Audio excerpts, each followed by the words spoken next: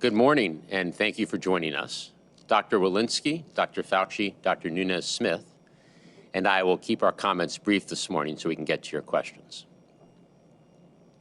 I'll start with an update on our fight against the Delta variant. The Delta variant continues to drive a rise in cases, with cases concentrated in communities with lower vaccination rates. In the past week, Florida has had more COVID cases than all 30 states with the lowest case rates combined. And Florida and Texas alone have accounted for nearly 40% of new hospitalizations across the country. We all know that vaccinations are the very best line of defense against COVID and how we end this pandemic. That's why we've been tireless in our efforts to get more and more Americans vaccinated. For the first time since mid-June, we're averaging about 500,000 people getting newly vaccinated each and every day. And overall in the last week, 3.3 million Americans rolled up their sleeve to get their first shot. In the past month, we have doubled the average number of 12 to 17-year-olds getting newly vaccinated each day. Critical progress as millions of adolescents start heading back to school.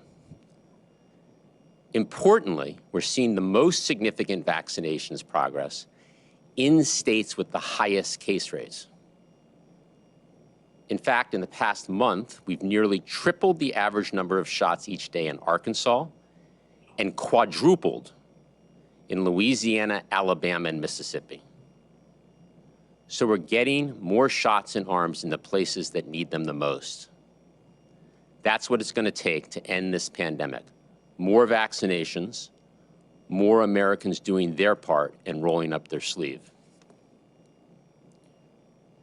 Over the past few weeks, we've seen strong actions from across the public and private sectors to help end the pandemic.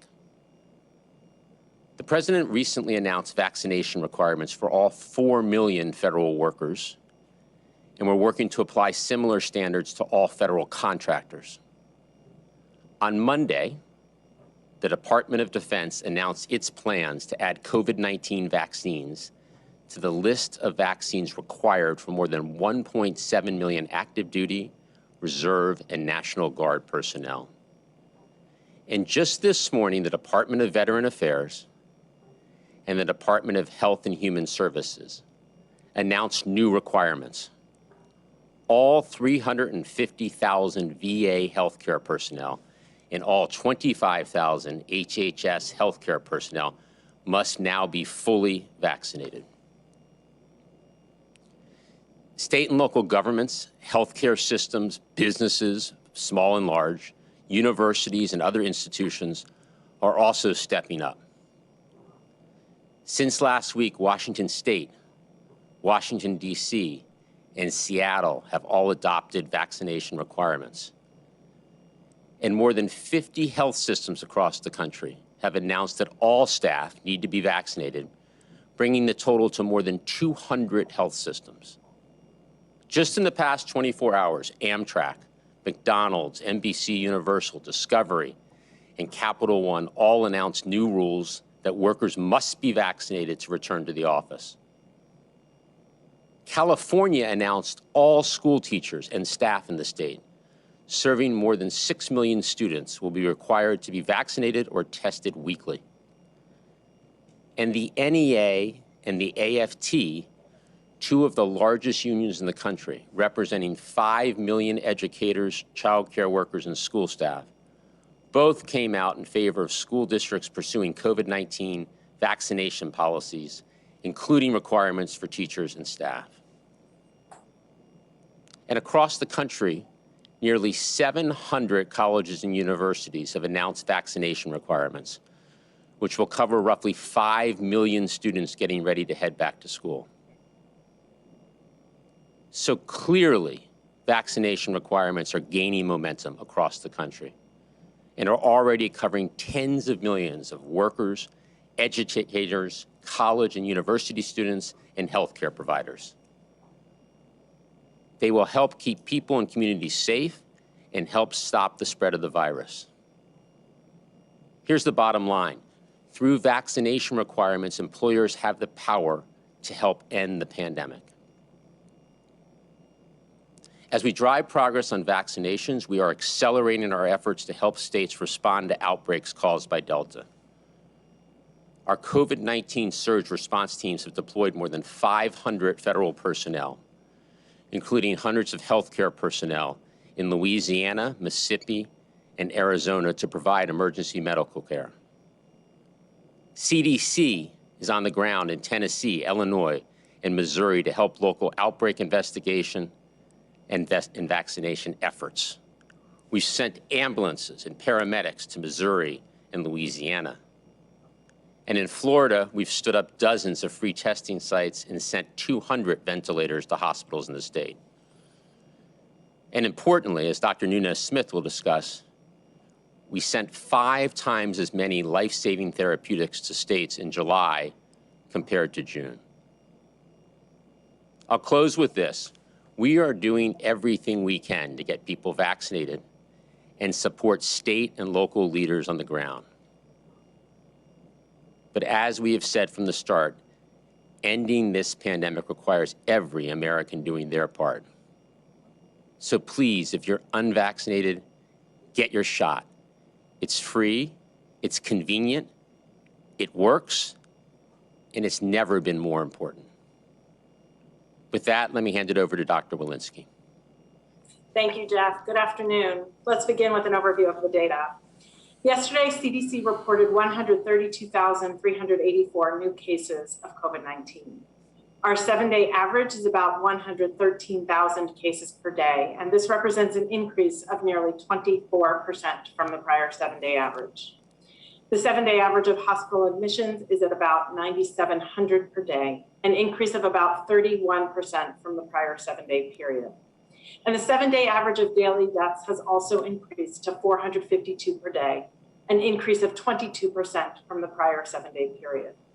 We continue to see cases, hospitalizations, and deaths increase across the country.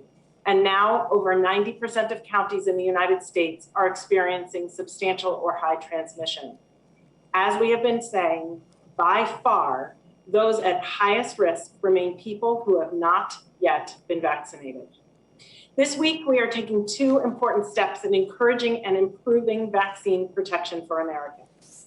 First, for pregnant people who are at higher risk of severe illness from COVID-19, we are strengthening our guidance and recommending that all pregnant people or people thinking about becoming pregnant get vaccinated.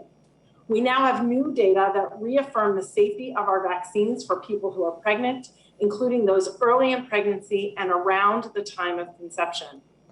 These data build on previous evidence from 3 safety monitoring systems that did not find any safety concerns for pregnant people who were vaccinated late in pregnancy or for their babies. Now, these new data found no increase in the risk for miscarriage among people who received an mRNA COVID-19 vaccine before 20 weeks of pregnancy. Clinicians have seen the number of pregnant people infected with COVID-19 rise in the past several weeks. The increased circulation of the highly contagious Delta variant, the general low vaccine uptake among pregnant people, and the increased risk of severe illness and pregnancy complications related to COVID-19 infection among pregnant people make vaccination for this population more urgent than ever. Second, I want to take a moment to discuss what we are doing to help increase protection against COVID-19 for certain individuals who are moderately and severely immune compromised. As we've been saying for weeks, emerging data show that certain people who are immune compromised, such as people who have had organ transplant and some cancer patients, may not have had an adequate immune response to just 2 doses of the COVID vaccine. To be clear, this is a very small population. We estimate it to be less than 3% of adults. We've been working to identify how best to provide increased protection to these vulnerable people who are disproportionately impacted by severe outcomes due to COVID-19. FDA is working with Pfizer and Moderna to allow boosters for these vulnerable people. An additional dose could help increase protection for these individuals, which is especially important as the Delta variant spreads. Following FDA's decision, CDC will hold a meeting of its Advisory Committee on Immunization Practices tomorrow to discuss this issue and offer their expert insights and recommendations. We look forward to that discussion and to helping support this vulnerable population. At this time, only certain immune-compromised individuals may need an additional dose. Emerging data, including from a significant study published in the New England Journal of Medicine yesterday, show that there's an enhanced antibody response after an additional dose of an mRNA COVID-19 vaccine in some immunocompromised people. This action is about ensuring our most vulnerable, who may need an additional dose to enhance their biological responses to the vaccines, are better protected against COVID-19. The science and resulting data in this pandemic are moving extremely rapidly.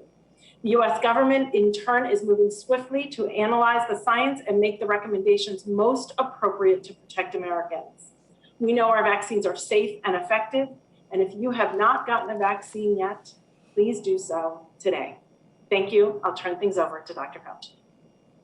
Thank you very much, Dr. Walensky. So it's becoming very clear now, if you go to the first slide, that we are dealing with a global outbreak of the Delta variant. I keep updating this slide. It now shows that at least 117 countries now have the Delta variant since it was first detected in June of 2020. So let's just review some of the aspects of Delta to help put it into the context of what we're talking about. We know the transmissibility that's greater than Alpha variant, at least 2 times as great. This makes a major difference in transmissibility. The viral load is up to 1,000 times greater in the nasopharynx of people with Delta than Alpha, which is a mechanistic reason why you have such a tremendous increase in transmissibility. Next slide. In previous reviews before this group, I have shown this slide and checking the boxes as to the proof of protection against SARS-CoV-2 Delta variant. There was one glaring missing check in previous iterations of this, and that was in the J&J clinical effectiveness. Next slide. I had showed you before this slide looking at data of immune responses in vitro. And this was the J&J vaccine study, which showed that it elicited durable antibody and cellular responses against Delta with minimal decreases for at least 8 months after immunization. Next slide. We now have a slide that recently, a study that recently came out from South Africa and other Southern African countries. It's called the Sasanki study, involving about 478,000 healthcare workers. And this is real world effectiveness against Delta, with a 91 to 96% protection against Delta, and then 71% protection against hospitalization. And remember, I showed you before that the durability of the immune response is out to 8 months. And this is the first real world data to show the effectiveness of J&J from this challenging epidemiological setting of Delta, particularly in the context of people who might have HIV. Next slide. Finally, if you look at breakthrough infections, which are inevitable with any vaccine because no vaccine is 100% effective. As you can see, as we've seen in other studies, the breakthrough infections, namely infections that occur in the setting of full vaccination, were mild in 96%, moderate in 3%, severe in less than 0.05%, with death in less than 0.05%. So I'll stop there and hand it over to Marcella Nunez-Smith. Thank you so much, Dr. Fauci, and good afternoon to everyone. Today, I'll just take a couple moments. I want to update you on vaccination equity, as well as on the importance of COVID-19 therapies. So first, when it comes to vaccinations and equity, important to note that the majority of people who are getting vaccinated through the direct federal programs are self-identifying as people of color. So that's through community health centers, through dialysis centers, and at our federal retail pharmacy partners. Since President Biden made all adults in the US eligible for vaccine on April 19th, the majority of individuals receiving vaccines have identified as people of color. So that is notable progress, but it does not change the fact, as we've been discussing, that there is, of course, still more work to do. And the work in this phase of the vaccination campaign remains hyperlocal. And that's why the Biden-Harris administration will continue to work just hand in hand with states and territories, tribes, cities, always centering our partnerships with faith-based and community-based organizations, supporting that trusted outreach work that needs to be done. I just want to provide a couple examples of the administration's resource commitment to engage partnership. In June and July, the federal administration awarded over $240 million to support community-based workers, community-based efforts, really expanding local tailored opportunity to build both vaccine confidence and vaccine access. This past week, the CDC officially launched the Partnering for Vaccine Equity program. That's an investment of $120 million in grants that have been awarded. And later this week, $20 million will be distributed specifically to Native Hawaiian communities. Meeting people where they are, partnership is so powerful. And many of the incredible partners doing this work are health centers. This is National Health Center Week. And on behalf of the administration, I want to say thank you to health centers across the country. Your commitment, your dedication, reaching underserved groups, health centers on that front line in vaccine administration, in testing, and in the administration of safe, effective therapies. As Jeff mentioned earlier, these therapies do include monoclonal antibodies, and I want to talk a minute about those, but to people across the country, let me just reiterate, the best strategy to remain protected from the worst of COVID-19 is to get fully vaccinated. But if you get COVID-19 and you're at high risk, I want to assure you about these therapies. Monoclonal antibodies work. They are safe, they're free, they keep people out of the hospital and help keep them alive. And our surge teams have been working closely with states, increasing access, provider uptake, and patient confidence. We've conducted virtual trainings for physicians and health system officials. And this has been, in Arizona, Nevada, Utah, Wyoming, with more to come in Alabama and elsewhere. And in fact, in Arizona, we have a federal clinical team on the ground now helping to set up and run 2 sites to provide these treatments. And those efforts are paying off. Of the COVID positive patients the Arizona team has treated so far, not one has required hospitalization after that treatment. And we can also report that we've surged shipments to the states with the highest rates of community transmission. For example, Florida's shipments increased over 8-fold over the past month. And in July, more than 108,000 treatments were shipped all over the country by the federal government. And as Jeff mentioned, this represents more than a 5-fold increase nationally from June. Over the course of the entire pandemic, more than 600,000 patients across the country have received monoclonal antibody treatments. That's hospitalizations averted and lives saved. So the Biden-Harris administration continues to stand ready to assist states and territories and jurisdictions across the country to get more people connected to testing, to treatment, and absolutely to vaccination. So thank you so much. And with that, I'll turn it back over to you, Jeff. Okay, well, thank you, doctors. Let's open it up for questions. First question. Sabrina Siddiqui at the Wall Street Journal. Yes, hi. Thank you so much, as always, for doing the briefing.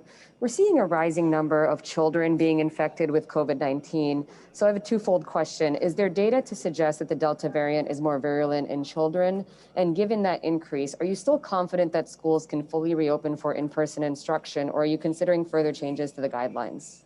Let's start with Dr. Fauci on the first part of the question, and then Dr. Walensky on school openings. Dr. Fauci.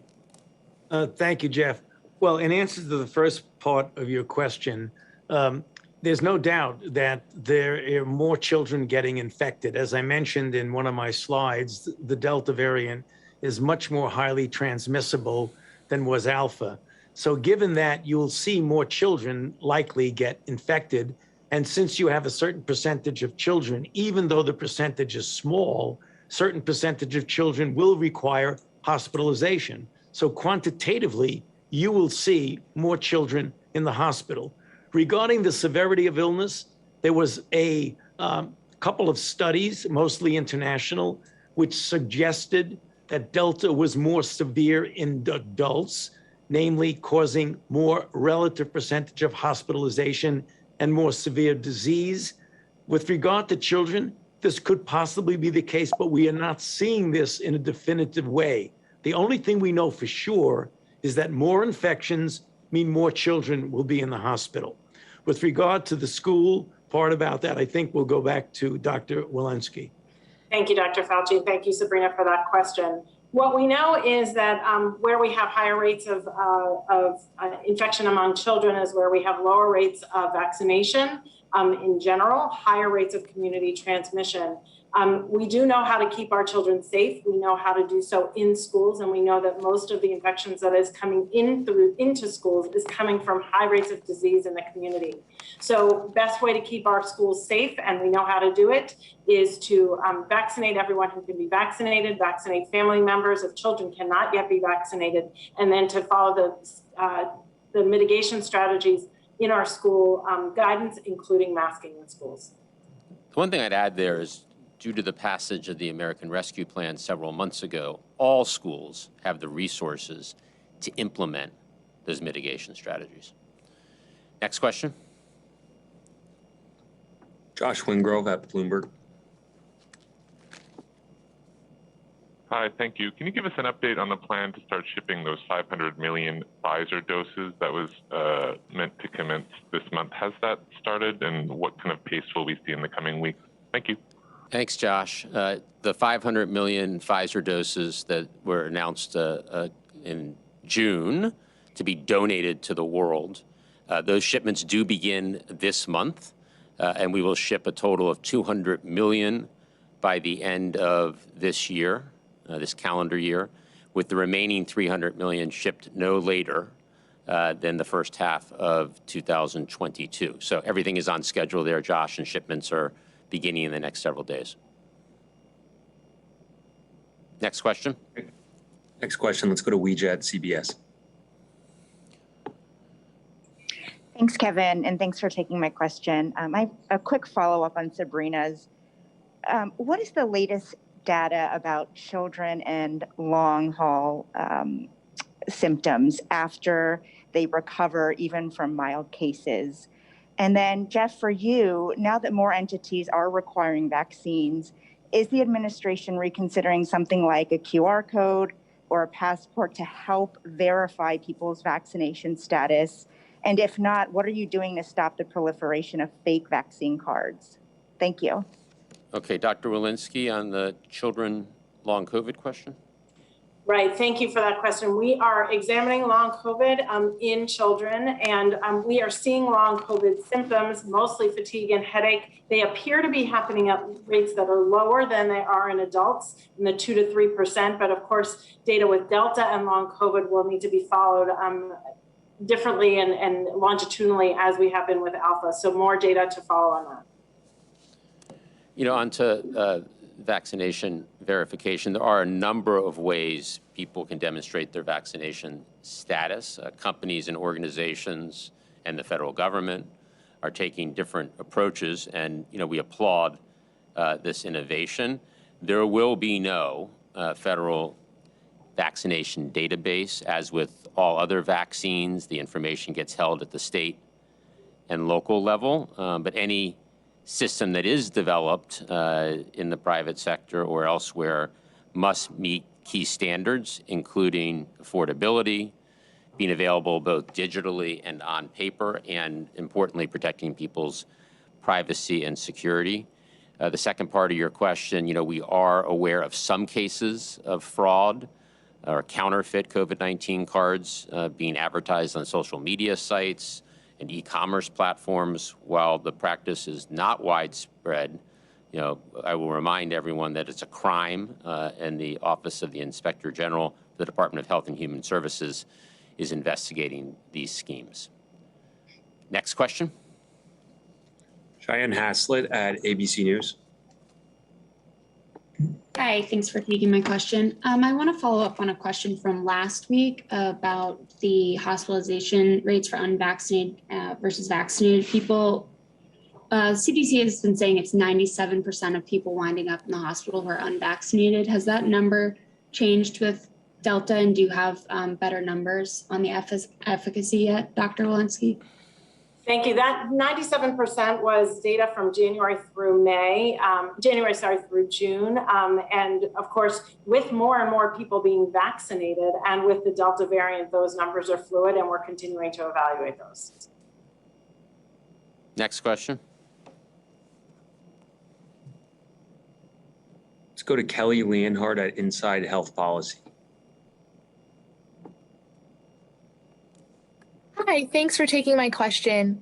There have been reports from CDC that over 1 million people have already gotten unauthorized third doses of mRNA vaccines. Do you know if private insurances and Medicare are still covering the administration fee for these shots, even though they're not recommended currently? Dr. Walensky. Yeah, we are doing an evaluation of that just to make sure and understand, and we have the capacity to track this and to understand the practice. Many of these are occurring in the context of people who may believe they merit another shot, may be severely immunocompromised and are doing so in advance of our recommendations.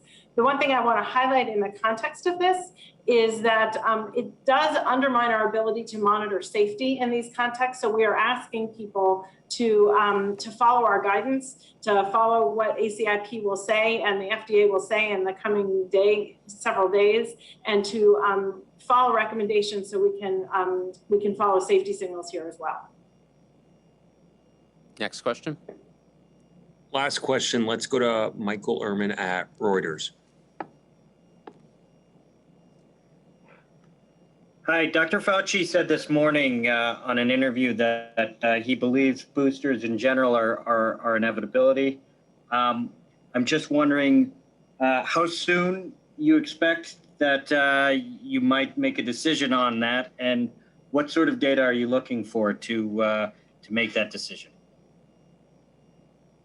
Well, when I made that statement, it's a true statement that we believe sooner or later you will need a booster for durability of protection. Right now, as we mentioned, we are evaluating this on a day-by-day, week-by-week, month-by-month basis, looking at any of a number of studies, both international and domestic studies.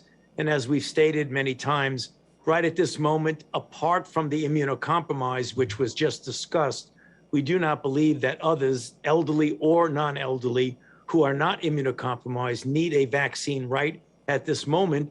But this is a dynamic process and the data will be evaluated. The one thing we are doing is we are preparing for the eventuality of doing that. So if the data shows us that, in fact, we do need to do that, we'll be very ready to do it and do it expeditiously. Yeah, I'll just emphasize what Dr. Fauci ended with, which is if and when there's a decision, we are prepared. We have the supply, and people will be able to get a booster in a fast and efficient way, if and when the science dictates. Thank you, and look forward to seeing everybody at the next briefing.